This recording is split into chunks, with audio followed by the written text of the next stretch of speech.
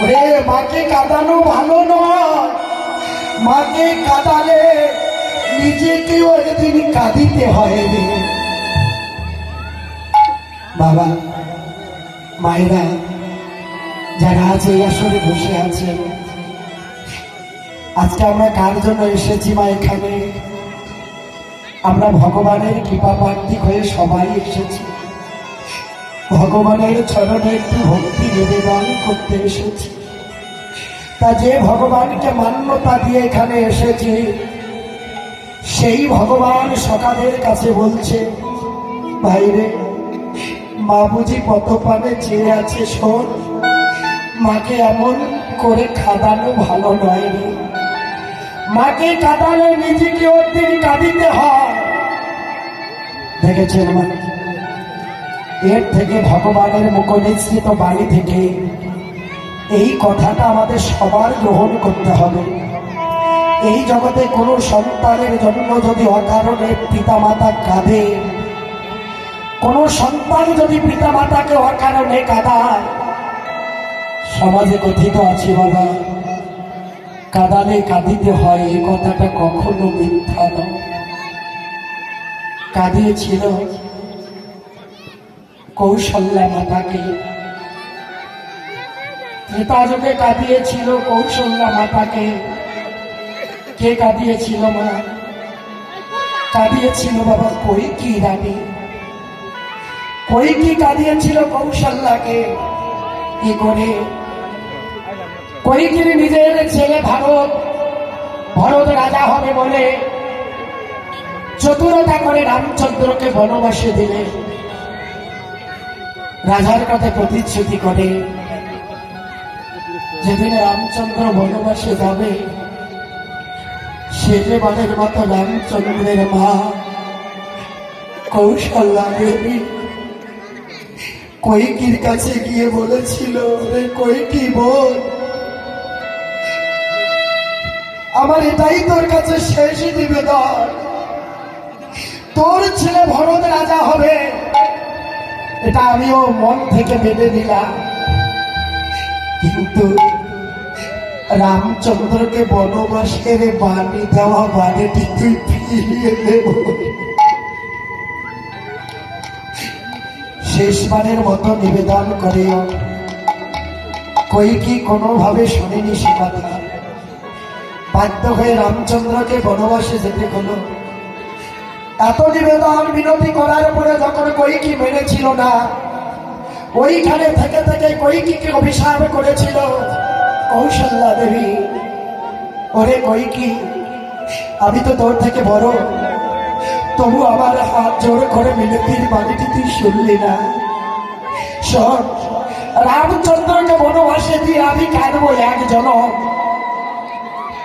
কিন্তু এর বলির বিনিময়ে তোকে অভিশাপ দিলাম, তুইও সন্তানের জন্য কাঁদবি তিন তিন জনম। হরি বল, হরি।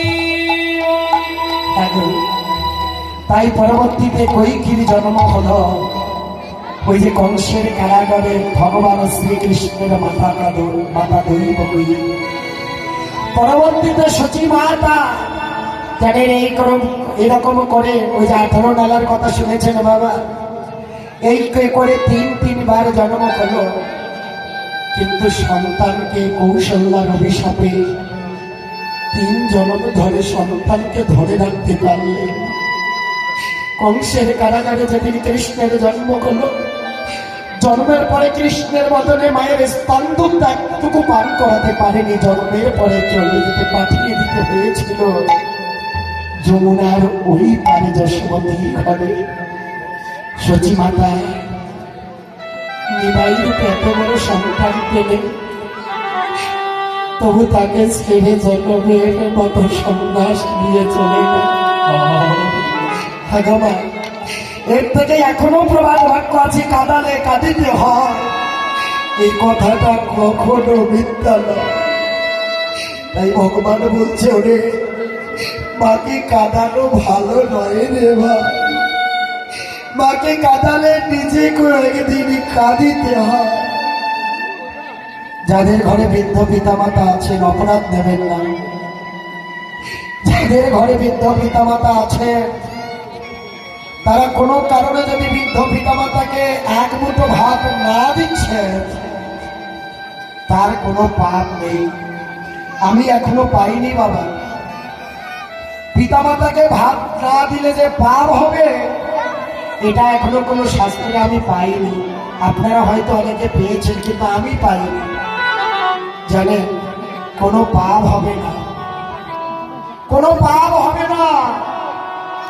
কিন্তু হবে না কি জানো?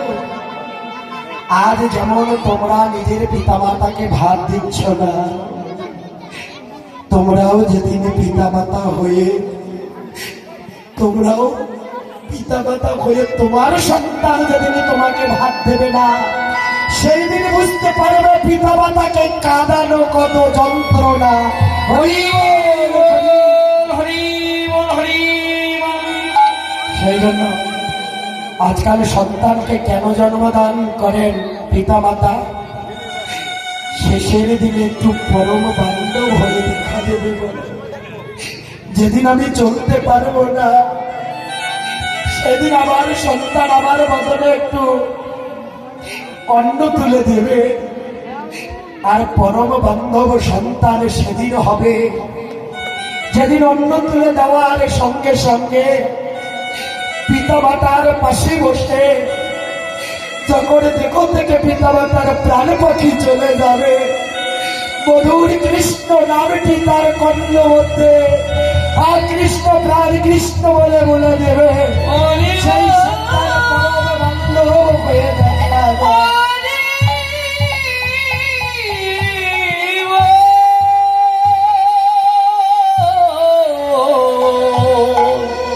হরি হরি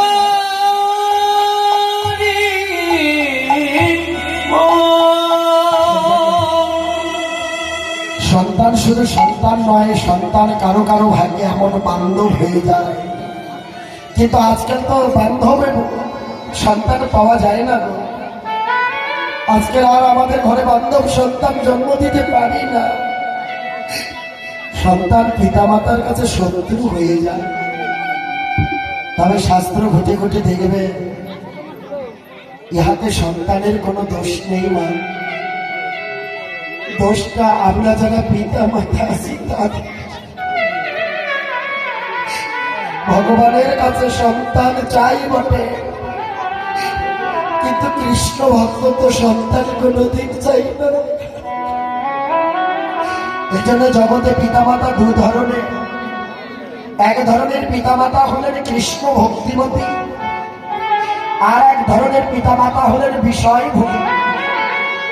সবাই ভগবানের কাছে সন্তান চায়, কিন্তু কারো চাওয়াটা বিষয় ভোগে, আর কারো চাওয়াটা হলো কৃষ্ণ ভক্তি যোগে। সবাই ভগবানের কাছে চায়। কেউ চায় ঠাকুর আমাকে একটা সন্তান দাও, যেন আমার কোলে জন্ম নিয়ে সে উচ্চ শিক্ষায় শিক্ষিত হয়ে উকিল হয়, ব্যারিস্টার হয়, ডাক্তার হয়, মাস্টার হয়। এটা হলো বিষয়ের জন্য চাওয়া। আর এমন টাকা ইনকাম করে ঘরে আনবে আমাকে যেন সোনা দিয়ে মোড়াইতে পারে, কত অলংকার দিয়ে মোড়াইতে পারে। এটা হলো বিষয়ের জন্য চাওয়া মা। কিন্তু আজকাল তো চাকরির অভাব বাবা, সবাই কি চাকরি পায়?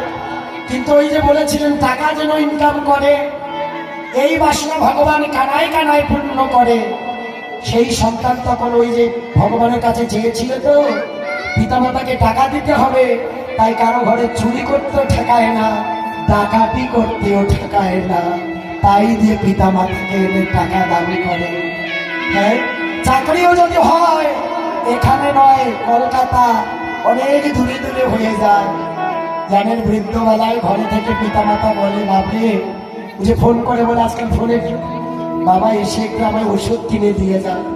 যেই না এই কথাটা বললো, বৌমা টুম করে ফোনটা হাতে নিল, বাবা আজকাল না চাকরির অভাব, তোমাকে ওষুধ কিনতে দিতে গিয়ে চাকরিটা হাতছাড়া করবো, এখন যেতে পারবে না, আপনারা খেয়ে নিন। দেখেছেন কি চাওয়া চাইলা?